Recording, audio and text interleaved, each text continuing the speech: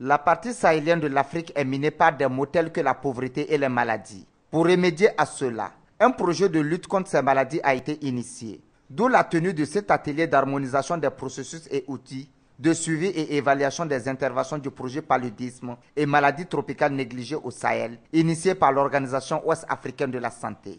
Un atelier qui vise à relever certains défis. Suite à la première année de mise en œuvre des interventions, quelques défis restent à relever dans le cadre du suivi et de l'évaluation efficace du projet.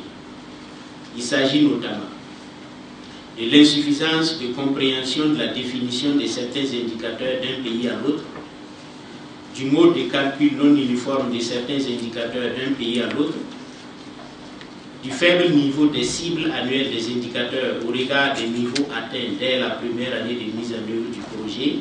Le paludisme et les maladies tropicales négligées constituent une préoccupation majeure de santé publique. Voilà pourquoi l'Organisation ouest-africaine de la santé et 3 pays sahéliens membres de la CEDEAO, à savoir le Burkina Faso, le Mali et le Niger, par le biais de ce projet, veulent faire de la lutte contre ces maladies leur cheval de bataille avec l'aide de la Banque mondiale.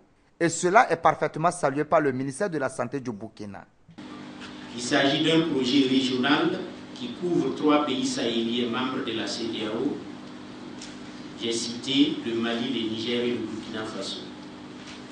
Cette initiative de la Banque mondiale vise à lutter contre l'extrême pauvreté et à promouvoir une prospérité partagée dans la région.